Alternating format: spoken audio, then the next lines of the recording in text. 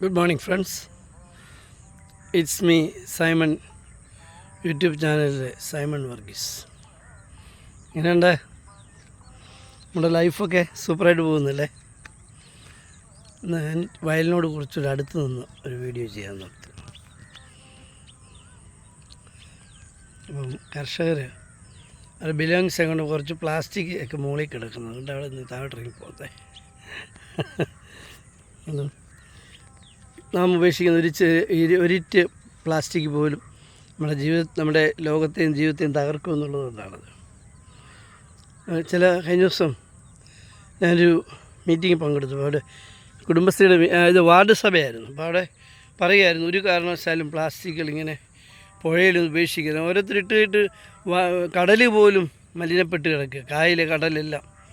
അപ്പോൾ ഞാനൊരു ദിവസം എൻ്റെ കൊച്ചുമോൻ ചൂണ്ടയിടാൻ വലിയ ഇഷ്ടമാണ്. കൊച്ചു പയ്യനാണ്, UKG പഠിക്കുക. അവന് ഭയങ്കര ഫിഷിങ് ഭയങ്കര ഹാപ്പിയാണ്, സന്തോഷമാണ്. ഞാനും ഞങ്ങൾ ഫാമിലി എല്ലാം കൊണ്ട് അവന് ചൂണ്ടയിടിക്കാൻ കൊണ്ടുപോയിരിക്കുക. അപ്പം ഒരു തോടിനെ ഈ ആ ഒരു വീടുണ്ട്. ആ വീട്ടിൽ നിന്നൊരു ഗൃഹനാഥ ഇടയ്ക്കിടയ്ക്ക് പുറത്തോട്ട് വരും, എന്തെങ്കിലും എടുത്ത് തോട്ടിലെറിയും. ഞാൻ ഒരു തൂക്കുമായിരുന്നു. എന്നിട്ട് കിട്ടുന്ന പ്ലാസ്റ്റിക്കും ഇതെല്ലാം തോട്ടിലോട്ട് എറിയുക. എനിക്കങ്ങ് വലിയ സങ്കടമായിപ്പോയി. അവസാനം ഞാൻ അവരോട് ചെറുതായിട്ട് സൂചിപ്പിച്ചു, ഇങ്ങനെ പ്ലാസ്റ്റിക് ഇട്ട് നമ്മുടെ തോടെല്ലാം അങ്ങ് നികന്നു പോയാൽ മത്സ്യസമ്പത്തൊക്കെ നശിച്ചുപോയാൽ അങ്ങനെ ജീവിക്കുമെന്ന് ഇങ്ങനെ ചോദിച്ചു. ഞാൻ കുറച്ചല്ലേ ഇടുന്നുള്ളൂ ചിരിച്ചോണം കയറിപ്പോയി. പിന്നെ വാർഡ് സഭ വന്നപ്പോൾ ഞാൻ വാർഡ് സഭയിൽ പറഞ്ഞു. അപ്പോൾ കുടുംബശ്രീയുടെ പ്രവർത്തകരെ ആ വീട് ഐഡൻറ്റിഫൈ ചെയ്തിട്ടുണ്ട്, അവരോട് പോയി പറയും. അല്ലെങ്കിൽ അത് ഒരു വലിയ പ്രായമുള്ള പെൺകുട്ടിയല്ല, ഒരു 10, 23, 24 വയസ്സുള്ള ഒരു കുഞ്ഞിൻ്റെ അമ്മയാണ്. വിദ്യാഭ്യാസം ഇല്ലാണ്ടല്ല വിവരക്കേട് കാണിക്കുന്നത്. ഈ തോടുകളെല്ലാം നിറഞ്ഞു കഴിഞ്ഞാൽ എന്താ സ്ഥിതി? അതിനടിയിലൊന്നും മത്സ്യം ഉണ്ടാകത്തില്ല, അതിൻ്റെ തോടിൻ്റെ ഗുണം പോവും, അല്ലേ? നമ്മുടെ നാശം അവസാനം ഉണ്ടാകും. ഒരു കാരണവശാലും എന്നെ ശ്രമിക്കുന്ന ആരെങ്കിലും ഉണ്ടെങ്കിൽ പുഴയിലേക്കോ അല്ലെങ്കിൽ തോട്ടിലേക്കോ കായലിലേക്കോ കടലിലോ ഒന്നും പ്ലാസ്റ്റിക് വലിച്ചെറിയരുത്. ഞാൻ അമേരിക്കയിലായിരുന്നപ്പം മോനുമൊക്കെ ആയിട്ട് പോകുമ്പോഴേ അത് വണ്ടിയെ കയറുമ്പോൾ തന്നെ ഒരു കൂടിങ്ങനെ സ്റ്റിയറിങ്ങിൻ്റെ അടുത്ത് ഗിയറിൻ്റെ അവിടെ ഇങ്ങനെ തൂക്കിയിട്ടേക്കും, പ്ലാസ്റ്റിക് കൂടാണ്. ഞാൻ എന്തിനാണ് ഇവന് പ്ലാസ്റ്റിക് കൂട് എടുത്തിരുന്നത്? പക്ഷെ അവർ ഓൺ ദ വേയിൽ അവിടുത്തെ ഹാബിറ്റ് അനുസരിച്ച് ഹോട്ടലിലൊന്നും കയറി ഇരുന്നല്ല കഴിക്കുന്നത്. ഈ മാക്ഡൊണാൾഡിൻ്റെയൊക്കെ കടയിൽ വണ്ടി ഇങ്ങനെ പാർക്ക് ചെയ്ത് അവിടെ തന്നെ ഷോപ്പ് ചെയ്ത് വണ്ടി ഓടുമ്പോഴാണ് ഭക്ഷണം കഴിക്കുന്നത്. അപ്പോൾ പ്ലാസ്റ്റിക്കിലാണല്ലോ പല ഫുഡും പാക്ക് ചെയ്ത് വരുന്നത്. അതെല്ലാം ഈ കൂടിനകത്തിടും. വൈകുന്നേരം നമ്മൾ തിരിച്ചു വരുമ്പോൾ കൂട് നിറഞ്ഞിരിക്കുന്നതാണ്. അന്നേരം അതെടുത്ത് ഡിക്കി വെച്ച് വേറൊരു കൂട് വെക്കും. അത് ഒരു തുണ്ട് പ്ലാസ്റ്റിക് പോലും വഴിയിൽ എറിഞ്ഞ് കളയത്തില്ല. അത് എറിഞ്ഞാൽ $50 വെച്ച് പോവുകയും ചെയ്യും, അത് വേറെ കാര്യം. ഇത് വീട്ടിൽ കൊണ്ടുവന്ന് അവരുടെ ഇതുണ്ട്, ഈ പ്ലാസ്റ്റിക് എടുക്കുന്ന ഒരു വലിയൊരു ക്യാൻ അതിനകത്തുകൊണ്ടിടും. നല്ലൊരു കൾച്ചറാണ്. ഞാനിപ്പോൾ ഇവിടെ ഇന്ത്യയിലാണ്, എൻ്റെ വണ്ടിയിലുണ്ട് കൂടെ. ഞാൻ അങ്ങനെയാണ്, ഒന്നും വലിച്ചെറിയുക ചെയ്താൽ എൻ്റെ വൈഫ് എന്നെ വഴക്ക് പറയും, എൻ്റെ മക്കൾ വഴക്ക് പറയും, കൊച്ചുമക്കൾ എൻ്റെ കോങ്ങാക്കി പിടിക്കും. ചിലപ്പോഴൊക്കെ ഞാനും മനുഷ്യരായിട്ട് ഇങ്ങനെ ചെയ്യാൻ ശ്രമിക്കും, അപ്പോൾ അവർ എൻ്റെ കോങ്ങാക്കി പിടിക്കും. അപ്പോൾ നമ്മളത് ഉപേക്ഷിക്കും. എന്തായാലും ഒരു കൾച്ചർ നമ്മൾ ക്രിയേറ്റ് ചെയ്യണം. നമുക്ക് ദൈവം തന്ന ഈ നല്ല നാടിനെ നന്നായിട്ട് അടുത്ത തലമുറയ്ക്ക് ഹാൻഡ് ഓവർ ചെയ്യാൻ വേണ്ടി നമ്മൾ പരിശ്രമിക്കണം. അപ്പോൾ അതിനുവേണ്ടി നമ്മൾ യുക്തിസഹമായി ചിന്തിക്കണം. ഇപ്പോൾ കഴിഞ്ഞ ദിവസം ഇന്നിപ്പോൾ എൻ്റെ ഒരു ഫ്രണ്ട് വന്നിട്ട്, ഞാൻ എക്സസൈസിനടുത്ത് വന്നിട്ട് പുള്ളി എന്നോട് മിണ്ടാതെ പോവുക, ഞാനും സൈമണും തമ്മിൽ ചേരിയല്ലെന്നും പറഞ്ഞ് ഞാനങ്ങ് ചിരിച്ചു പോയി. ഈ ചേരാതെ വന്ന ഒരു ചെറിയ കാര്യത്തിലാണ്. അതായത് ഒരു ദിവസമേ പുള്ളി വന്നിട്ട് ഭയങ്കരമായിട്ട് എനിക്ക് ക്ലാസ് എടുക്കുക. അതായത് കേരളത്തിലെ മുഖ്യമന്ത്രിക്ക് വിവരമില്ല, അയാൾ ഭയങ്കര കള്ളനാണ്, അയാളുടെ മകളും കള്ളിയാണ്, ഇങ്ങനെയെല്ലാം പറയുക. അപ്പം ഞാനൊന്നും വേണ്ടിയില്ല, ഒരു പോർഷൻ എന്തെങ്കിലും പറഞ്ഞാൽ നമ്മളതിന് മറുപടി വേണ്ട കാര്യം. പക്ഷേ അത് കുറേ നേരമായപ്പോഴേ ഞാൻ ചോദിച്ചു, will you please stop this nonsense എന്ന് പറഞ്ഞ് പുള്ളിക്ക് ഇഷ്ടപ്പെട്ടില്ല. നോൺസെൻസെ കയറി പിടിച്ചു. കാര്യം എന്നറിയണം, ഞാനൊരു കമ്മ്യൂണിസ്റ്റൊന്നുമല്ല, ഞാൻ കോൺഗ്രസ്സുകാരനാണ്. ശരിക്കും പറയാം, കോൺഗ്രസ് ഫാമിലി പറഞ്ഞ ആളാണ്. പക്ഷേ നോക്കിക്കണ്ടേ, വെറും ഒരു ചെത്തുകാരൻ്റെ മകനായിരുന്ന ഒരു സാധാരണ മനുഷ്യനാണ് ഇന്ന് കേരളത്തെ കഴിഞ്ഞ 9 വർഷമായിട്ട് അടിച്ചു തകർത്ത് മുമ്പിലോട്ട് കൊണ്ടുവന്നത്. അതിൽ ആ മനുഷ്യൻ ആർജിച്ചെടുത്ത അനിതര സാധാരണമായ അറിവും വിജ്ഞാനവും ആണ് അതിൻ്റെ കാരണം. അതുകൊണ്ടല്ല, വേറൊന്നുമല്ല. എനിക്കെന്നെ വ്യക്തിപരമായിട്ട് താല്പര്യം. ഒന്ന് ആലോചിച്ച് നോക്കി, അദ്ദേഹം മുഖ്യമന്ത്രിയായി ചാർജ് എടുത്തപ്പം 7 ആളുകളെ ഉപദേശകരായി നിയമിച്ചു. നിങ്ങൾക്കറിയാം, രാഷ്ട്രീയം കളിച്ച് നടക്കുമ്പം അത്ര വൈജ്ഞാനികതയും ശാസ്ത്ര സാങ്കേതികതയും ഒന്നും കിട്ടത്തില്ല. നമുക്കെല്ലാവർക്കും അറിയാം. വിദ്യാഭ്യാസം കുറഞ്ഞ പല രാഷ്ട്രീയക്കാരും നല്ല സൂപ്പറായിട്ട് ഭരിക്കുന്നുണ്ടല്ലോ നാട്. എങ്ങനെയാണ്? അവരുടെ കഴിവല്ലത്. അവരുടെ കഴിവ് തന്നെ അവരത് സംശീകരിച്ചെടുക്കുന്നത് അവരെ ഉപദേശിക്കാനൊക്കെ വെക്കുന്ന ആളുകളിലൂടെയാണ്. പേഴ്സണൽ സ്റ്റാഫ് എന്നൊക്കെ പറഞ്ഞ്. ഇപ്പം കേരള മുഖ്യമന്ത്രി അന്ന് അമേരിക്കയിലെ സാമ്പത്തിക ശാസ്ത്രജ്ഞയെ വെച്ചപ്പോൾ കൂടെ ഭയങ്കര കോളിളക്കമായിരുന്നു. കേരളത്തിൽ IAS എന്നൊക്കെ ചോദിച്ച് ഓരോ രംഗത്തുള്ള ആളുകളെ ഉപദേശിക്കാനായിട്ട് വെച്ചു. ഒരു വിഷയങ്ങൾ പഠിച്ചു. ഇപ്പോൾ അതുപോലെ തന്നെ ഈ ഉദ്യോഗസ്ഥ ദുഷ്പ്രഭുത്വമൊക്കെ നാഴിക്ക് 40 വട്ടം പറയുന്ന രാഷ്ട്രീയക്കാർ ഇപ്പം റിട്ടയർ ചെയ്യുന്ന ചീഫ് സെക്രട്ടറി തരത്തിലുള്ള ഉയർന്ന ആളുകളെ എല്ലാം ഉപയോഗിക്കില്ലേ? ആ ഉപയോഗമാണ് ഈ ഭരണം ഇത്രയും മികവറ്റതാക്കിയത്. നമ്മൾ ഒത്തിരി മുമ്പോട്ട് പോയി കേരളം. ഇത് ശാസ്ത്രീയമായി പഠിക്കുന്ന ഒരാളെന്നുള്ള ഒരു വിദ്യാർത്ഥി എന്നുള്ള നിലയിൽ ഞാൻ അദ്ദേഹത്തെ സൂചിപ്പിച്ചതേ ഉള്ളൂ. ആ നോൺസെൻസ് കയറി എന്നോട് ഉടയ്ക്കളെ. ഇന്നത് പുള്ളി ഒരാൾ പറഞ്ഞപ്പോൾ എനിക്ക് മനസ്സിലായി അത് ക്ലിയർ ചെയ്യണം. അടുത്ത ദിവസം തന്നെ ക്ലിയർ ചെയ്യും. ഒരു കാര്യം സത്യം, നമ്മളൊന്ന് പഠിക്കണം ഏത് വിഷയത്തെപ്പറ്റി. ഏതെങ്കിലും 4 രൂപയുടെ മാത്രം എഴുതി വിടുന്നതും അല്ലല്ലോ കാര്യം. ഇപ്പം ഞാൻ ഉദാഹരണം പറയാം. കഴിഞ്ഞ തെരഞ്ഞെടുപ്പ്, അതിന് മുമ്പത്തെ നമ്മുടെ ഈ തെരഞ്ഞെടുപ്പ് മുമ്പത്തെ തെരഞ്ഞെടുപ്പ് ഒന്നാം ഗവൺമെൻറ്, ഇടതുപക്ഷ ഗവൺമെൻറ് വന്നപ്പോഴേ, പിണറായി വന്നപ്പോൾ എന്തെല്ലാമായിരുന്നു അന്നത്തെ പ്രചരണം. അതിനുശേഷം രണ്ടാമത് വന്നപ്പോഴോ ഞാൻ എന്നും പത്രം എടുത്ത് വായിക്കും, ഇന്ന് അറസ്റ്റ് ചെയ്യുമായിരിക്കും, ഇന്ന് അറസ്റ്റ് ചെയ്യും. കാരണം ബൈബിളിനകത്ത് വെച്ചും എല്ലാം കൊണ്ടുവന്നിരിക്കുകയല്ലേ സ്വർണം. ഇന്ത്യയിൽ 10-16 ഏജൻസികൾ നമ്മളൊക്കെ അറിയുന്നതല്ലാതെ ഒത്തിരി ഏജൻസികളുണ്ട്. സീക്രട്ട് സർവീസ് ഏജൻസി, റോദടക്കം ഒത്തിരിയുണ്ട്. അവരെല്ലാം വന്ന് അരിച്ച് പെറുക്കിയിട്ട് വെറുതെ വിടുമെന്ന് തോന്നുന്നുണ്ടോ?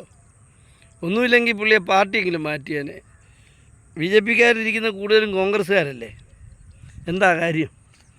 അവരുടെ ചെറിയ ചെറിയ അഴിമതികൾ പിടിച്ച് പുറത്താക്കും. ജയിലിൽ പോകുന്നോ എന്ന് ചോദിക്കുമ്പോൾ അവർ വേണ്ട, ജയിലിൽ പോകണ്ട, ആർജിച്ചെടുത്ത് സ്വത്ത് സമ്പാദിക്കാമെന്നും പറഞ്ഞ് പാർട്ടി മാറുമല്ലേ. അങ്ങനെ വല്ലതും മാറാൻ പോയോ? ഇല്ലല്ലോ. ഇപ്പോഴും ചങ്കുറത്തോടെ നിൽക്കുന്നത് എന്താ? അങ്ങനെയൊന്നും ചെയ്തിട്ടില്ല. മറിച്ച് കേരളത്തെ മുന്നോട്ട് നയിക്കാൻ അദ്ദേഹത്തിന് കഴിയുന്നുണ്ട്. അദ്ദേഹത്തിൻ്റെ കൂട്ടാളികൾക്കും കഴിയുന്നുണ്ട്. ഇപ്പം നമ്മൾ വീണ്ടും ഒരു 3ാം തെരഞ്ഞെടുപ്പിൻ്റെ പടിവാതിക്കൽ നിൽക്കുകയാണ്. തീർച്ചയായിട്ടും ഞാനൊരു കാര്യം പറയാം, ഒരു കാരണവശാലും കേരളയിൽ നടത്തിപ്പിക്കരുത്. അത് നടന്നു പോയാൽ വീണ്ടും ഈ തീക്ഷ്ണതയുള്ള ആളുകൾ വീണ്ടും ഭരണത്തിൽ വരാൻ സാധ്യതയുണ്ട്. അതറിഞ്ഞുകൊണ്ടാണ് പലരും ഒരു കാരണവശാലും കേരളയിൽ നടത്തിക്കത്തില്ല. ആങ്ങളെ ഭരിച്ചാലും നാത്തുവിൻ്റെ കരച്ചിൽ കാണണമെന്ന് ആഗ്രഹിക്കുന്ന രീതിയല്ലേ പലപ്പോഴും കണ്ടുവരുന്നത്. കേരളത്തിലെ ഓരോ കണക്കൊക്കെ എടുത്ത് ചുമ്മാ അടിച്ചു വിട്ടിട്ട് കേന്ദ്രത്തിന് പൈസ കൊടുക്കരുതെന്ന് പറയുന്ന രീതിയിലേക്ക് നമ്മൾ വളർന്നില്ലേ. ഒരു കാര്യം ഞാൻ പറയാം, കേരളയിൽ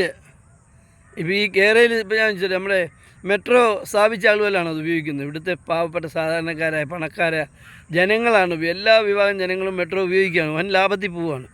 വാട്ടർ മെട്രോ ലോകത്തിന് തന്നെ ഒരു അത്ഭുതമായി മാറിയിരിക്കുന്നു. കേരളയിൽ വന്ന സ്ഥിതി എന്താണെന്നറിയോ? കേരളത്തിൽ നിന്ന് പരക്കെ ദാരിദ്ര്യം തുടച്ചു നീക്കപ്പെടും. ദാരിദ്ര്യം ഒന്ന് കണി കാണാൻ കിട്ടുക. കാരണം നിങ്ങൾ സിംഗപ്പൂരിലൊന്ന് ചെന്ന് നോക്കിയേ, സിംഗപ്പൂരിനെ പറ്റി സൈറ്റ് എന്തിനാ നഷ്ടമൊന്നും. നിങ്ങളുടെ മൊബൈലിൽ ചുമ്മാ ഇരുന്ന് അതും കാണുമ്പം ചുമ്മാ ഗൂഗിൾ എടുത്തിരുന്ന് അടിച്ചേ, നിങ്ങൾക്ക് സിംഗപ്പൂരിലെ ലൈഫ് സ്റ്റൈൽ. അവിടെ ടൂറിസമാണ് അവരുടെ ബിസിനസ്. ജനങ്ങളുടെ സാമ്പത്തിക സ്ഥിതി എത്രയോ ഉയർന്നതാണ്. ഇവിടെ ടൂറിസം വികസിച്ച് കഴിഞ്ഞാലോ, കേരളം ഒരു ടൂറിസം ഹബ്ബായി മാറിയാലോ, ധാരാളം ഫ്ലൈറ്റുകൾ വരും, ധാരാളം കപ്പലുകൾ വരും, ധാരാളം വിദേശികൾ വരും, ധാരാളം സ്വദേശികൾ വരും. ഇവിടെ എന്ത് തൊട്ടാലും പൊന്നായി മാറും. അതല്ലേ വേണ്ട. അപ്പോൾ അതിന് കേരളയിൽ നമുക്ക് കൂടിയേ കഴിയൂ, കേരളയിൽ വന്നേ പറ്റൂ. നമുക്കെല്ലാവർക്കും ഒന്നിച്ച് അതിനു വേണ്ടി നിൽക്കണം. നിങ്ങളാരും പാടുപെടണ്ടേ, കുശുമ്പല നിങ്ങൾ പേടിക്കണ്ട. ഒരു കാരണം തരാതിരിക്കാൻ വേണ്ടി പരിശ്രമിച്ച് അത് പറ്റിയാലെന്ന് പറഞ്ഞുകൊണ്ടാണ് ഇപ്പോൾ തരാൻ തുടങ്ങിയിരിക്കുന്നത്. കേന്ദ്ര അനുമതിയൊക്കെ വന്നു തുടങ്ങിയത്. അതുപോലെ ഈ പറഞ്ഞ ആശാന്മാർ മുത്ത് പടക്കേ പറ്റൂ, കേരളയിൽ വന്നേ പറ്റുള്ളൂ. ശാസ്ത്രീയമായി ചിന്തിക്കുന്ന ഏതൊരാൾക്കറിയാം അത് വരണം. കേരളത്തിൻ്റെ സമഗ്ര വികസനത്തിന് കേരളയിൽ വേണം. അതാണ് നമ്മൾ പറയുന്നത്. പിന്നെ ഒരു കാര്യം കൂടെ പറഞ്ഞ് ഞാൻ നിർത്താം. അതായത് നമ്മൾ എപ്പോഴും ഒരു ഇടുങ്ങിയ ചിന്താഗതിയിൽ നിൽക്കരുത്. ഈ രാജ്യം മുന്നോട്ട് പോയത് ബുദ്ധിമാന്മാരായ ധാരാളം ആളുകളുടെ, മിഷണറിമാരുണ്ട്, സന്യസ്തരുണ്ട്, ബുദ്ധിജീവികളുണ്ട്, സന്യാസിമാരുണ്ട്, കരുത്തന്മാരായ കമ്മ്യൂണിസ്റ്റുകളുണ്ട്, തൻ്റെടികളായ കോൺഗ്രസ് ഇതെല്ലാം കൂടെ ചേർന്നാണ് ഈ നവോത്ഥാനമൊക്കെ ഉണ്ടായതില്ല. ഒരാളുടെ ആയിട്ട് സ്വന്തമായിട്ട് ആരുടെയും ഒന്നുമല്ല. ഇത് മുമ്പോട്ട് കൊണ്ടുപോകണമെങ്കിൽ അതേ ഒരു തൻ്റെ അടുത്ത് നമുക്ക് രാജ്യത്തെ കൊണ്ടുപോകണം. അതിന് നമ്മളെല്ലാം ഒരുങ്ങി പുറപ്പെടണം. ഓക്കെ, ഇപ്പം ആരെങ്കിലും ഭരിക്കട്ടെ. ഇപ്പം എനിക്ക് ഇനി ആൾ ഭരിക്കണമെന്നൊന്നുമില്ല. ആര് ഭരിച്ചാലും മാന്യമായി മര്യാദയായി ഭരിക്കണമെന്ന് മാത്രമേ ഉള്ളൂ. അഴിമതിയുടെ കൂത്തരങ്ങായി മാറരുത്. മര്യാദയ്ക്ക് ഭരിക്കുക. അല്ല തിരഞ്ഞെടുപ്പ് കഴിഞ്ഞ് പിറ്റേ ദിവസം പത്രത്തിൽ അവിടെ കൈക്കൂലി ഇവിടെ കൈക്കൂലി ആണ്ട് അവിടെ അത് മേടിച്ച് അതിപ്പോൾ അതൊന്നും കേൾക്കുന്നില്ല. കഴിഞ്ഞ 9 വർഷമായിട്ട് എവിടെയൊന്നും കേൾക്കുന്നില്ലല്ലോ. ആകപ്പാടെ കേൾക്കുന്നത് ചീഫ് മിനിസ്റ്ററെ അല്ല, ചീഫ് മിനിസ്റ്ററുടെ മകൾ എന്തോ ബിസിനസ് ചെയ്തു, ഒരു കമ്പനി അമാൽഗമേറ്റ് ചെയ്തു. അതിന് നല്ല കഠിന വാക്കുകളൊക്കെ വെച്ചനത്തുന്നത്. ഒരു ബിസിനസ് ചെയ്യരുന്ന ആരെങ്കിലും പറഞ്ഞിട്ടുണ്ടോ? അതൊക്കെ ചെയ്യാം. നമ്മൾക്ക് കിട്ടുന്ന ഗുണങ്ങളും നാടിന് കിട്ടിയ ഗുണങ്ങളുമാണ് നോക്കേണ്ടത്. എന്തായാലും ഇവിടെ ഈ ഉന്നത വിദ്യാഭ്യാസ മേഖലയിൽ വന്ന മാറ്റം നിങ്ങൾ ആരും ശ്രദ്ധിച്ചിട്ടുണ്ടോ? ആ മാറ്റമാണ് ഇന്നത്തെ നമ്മുടെ യുവാക്കളൊക്കെ പോയി വൻകിട 5 കോടി 10 കോടിയൊക്കെ ശമ്പളം മേടിക്കുന്നത്. കഴിഞ്ഞ ദിവസം കണ്ടില്ലേ IIT-യിലെ.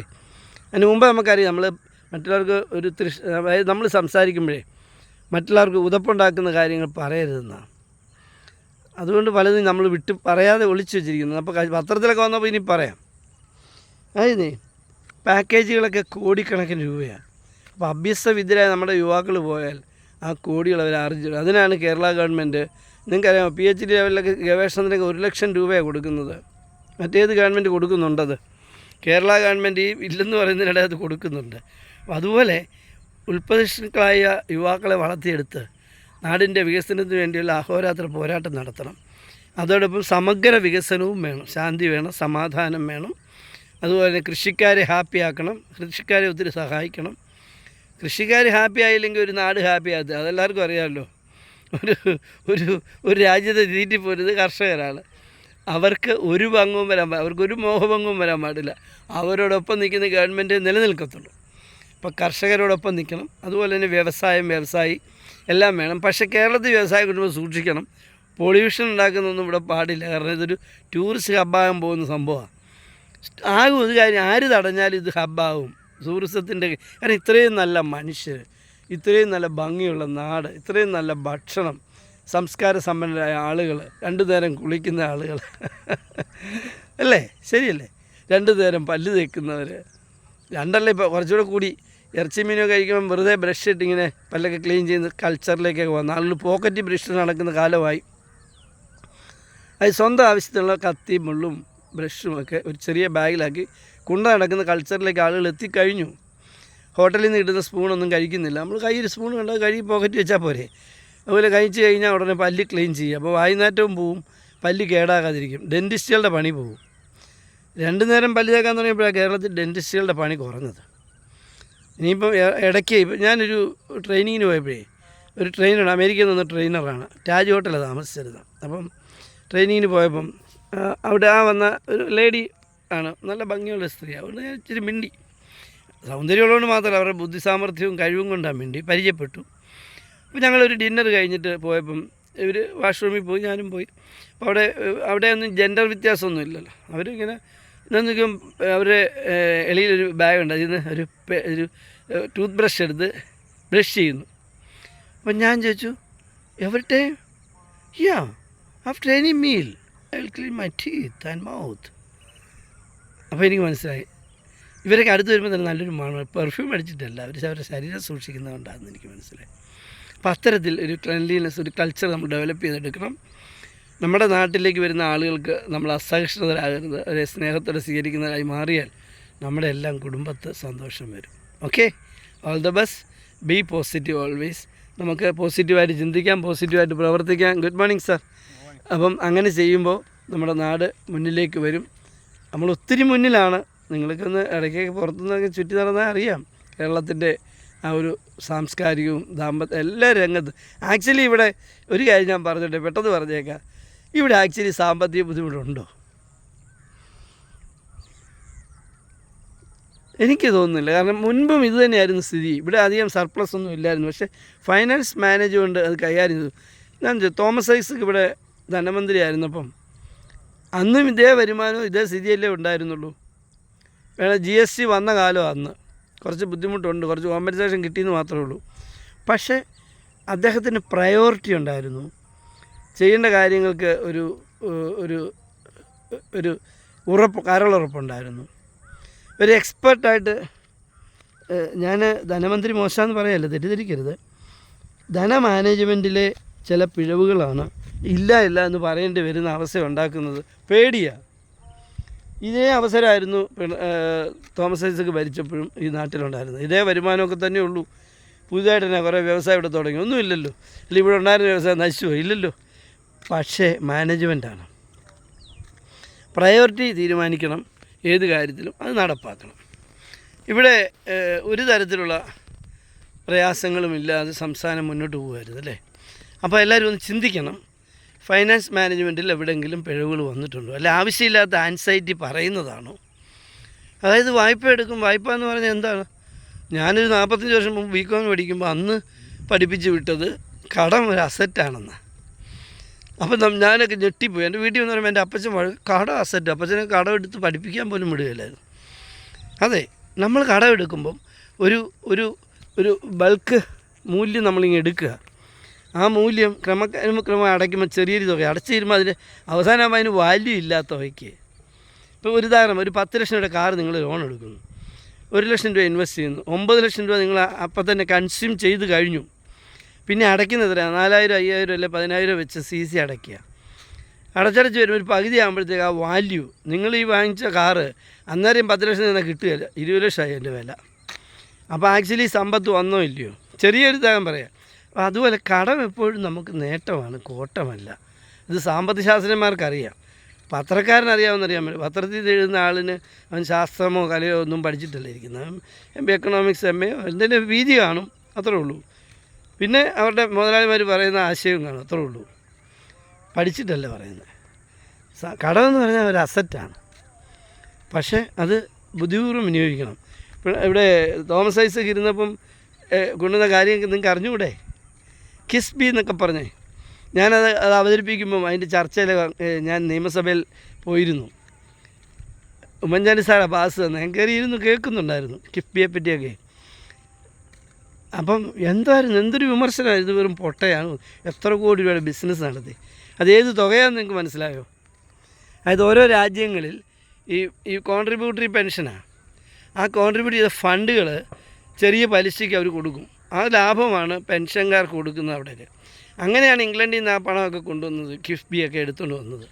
ഇപ്പോൾ കേരളത്തിൽ തന്നെ ആ ഫണ്ട് ഇപ്പോൾ ഒത്തിരി ഉണ്ട്. ഇവിടെ തന്നെ അത് എടുക്കാവുന്നേ ഉള്ളൂ, ബിസിനസ്സിനൊക്കെ ഉപയോഗിക്കാവുന്നേ ഉള്ളൂ. കാരണം ഒരാൾ റിട്ടയർ ചെയ്യുമ്പോൾ കൊടുത്താൽ മതിയല്ലോ, ലോങ് ടേം ഇൻവെസ്റ്റ്മെൻ്റ് അല്ലേ അത് അവന്. അതുപോലെ തന്നെ ഈ കോൺട്രിബ്യൂട്ടറി പെൻഷൻ അതൊരു കോൺട്രാവേഴ്സി ഞാൻ പറയുന്നില്ല. ആക്ച്വലി സ്റ്റാറ്റ്യൂട്ടറി പെൻഷനേക്കാൾ ലോങ് റണ്ണിൽ നല്ലത് കോൺട്രിബ്യൂട്ടറി പെൻഷനാണെന്ന് ഞാൻ പറഞ്ഞു. അതിൻ്റെ പെൻഷൻ സംഘടനയുടെ പ്രവർത്തകരായതുകൊണ്ട് വിമർശനം വന്നേക്കാം. എന്നാൽ ആ വഴിക്കൊന്ന് ചിന്തിക്കുന്നത് നന്നായിരിക്കും. ശാസ്ത്രം തെളിയിക്കുന്നത്, കാലം തെളിയിക്കുന്നത്, പഠനം തെളിയിക്കുന്നത് അതാണ്. മറിച്ച് അതൊരു ഗവൺമെൻറ്റിൻ്റെ റിസോഴ്സിൻ്റെ ഭാഗമാക്കുമ്പോൾ അവരുടെ ആ ഒരു പ്രവർത്തനത്തെ അത് ബാധിച്ചേക്കാം. കാര്യം നമ്മളൊക്കെ പറയും പെൻഷൻ എന്ന് പറഞ്ഞാൽ മാറ്റിവയ്ക്കപ്പെട്ട വേതനം തന്നെയാണ്, കറക്റ്റാണ്. പക്ഷേ അത് ഈ ആധുനിക കാലഘട്ടത്തിൽ വന്ന മാറ്റം നമ്മൾ ഉൾക്കൊള്ളുമ്പോൾ കുറച്ചുകൂടെ മറ്റ് രാജ്യങ്ങളെല്ലാം ഇത് ഇമ്പോസ് ചെയ്ത് വിജയിച്ച് കഴിഞ്ഞല്ലോ. ചെറിയൊരു കണക്ക് കൂട്ടി ഞാനൊരിക്കലൊരു സയൻറ്റിഫിക്കായിട്ടൊരു ആളുമായിട്ട് സംസാരിച്ചപ്പോൾ ഞാൻ അന്തം വിട്ടുപോയി. ശരിക്കും അത് പ്രോപ്പറായിട്ട് മാനേജ് ചെയ്താൽ അത് വലിയ ഒരു ലാഭമായി മാറും. അതെന്തുമാട്ടെ, ഞാൻ ആ കോൺട്രാവേഴ്സിയിൽ ഇടപെടുന്നില്ല. ഞാൻ എൻ്റെ സാധാ പെൻഷനൊക്കെ ആയിട്ട് ജീവിച്ചോളാം. എന്നാലും ഞാൻ പറയുകയാണ്, ശാസ്ത്രത്തെയും സാങ്കേതികതയും തള്ളിപ്പറയാൻ പറ്റത്തില്ല. അതൊക്കെ നമ്മളെ ശക്തമായി മുമ്പോട്ട് നയിക്കുന്ന ഘടകങ്ങളാണ്. Okay, all the best, have a fantastic positive day. Praise our God.